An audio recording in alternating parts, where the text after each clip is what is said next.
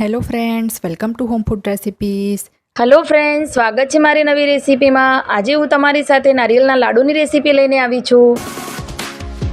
તો નારિયેળના લાડુ બનાવવા માટે મેં 3 કટોરી કોપરાનું છીણ લીધું છે, 1 કટોરી મિલ્ક પાવડર લીધો છે, 1 કટોરી દળેલી ખાંડ લીધી છે, નાની વાટકી ઘી લીધું છે, થોડાક ઇલાયચીના દાણાને કૂટીને લીધા છે.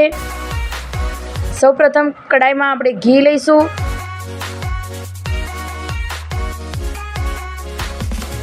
તેમાં કોપરાનું છીણ એડ કરીશું.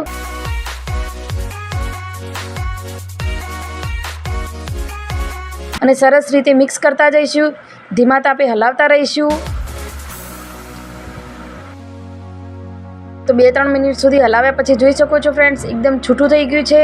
તો હવે તેમાં મેં 3 કટોરી કોપરાનું છીણ લીધું હતું, તેની બરાબરીમાં 1.5 કટોરી દૂધ લીધું છે. તેને પણ સરસ રીતે મિક્સ કરી લઈશું.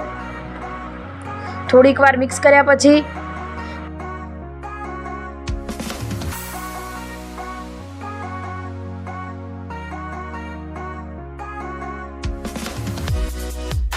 તેમાં દળેલી ખાંડ એડ કરીશું.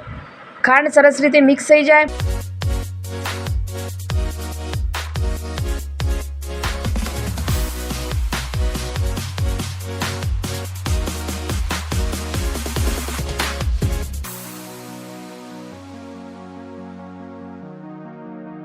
પછી તેમાં ઇલાયચીનો પાવડર એડ કરીશું. પછી તેમાં મિલ્ક પાવડર એડ કરીશું.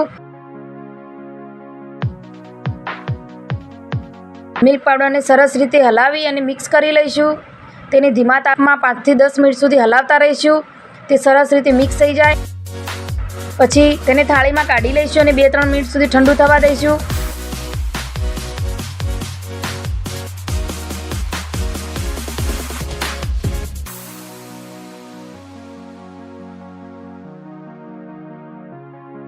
પછી થોડું થોડું હાથમાં લઈ અને લાડુ બનાવી લઈશું.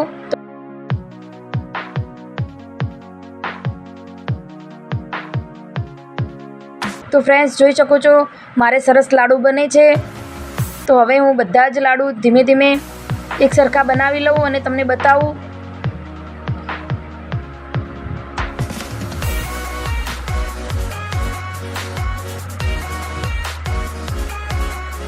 લાડુ બને એટલે તરત એને એક વાટકી કોપરાનું છીણ સાઈડમાં રાખીશું અને એક લાડુને મૂકતા જઈ અને હલાવતા જઈશું.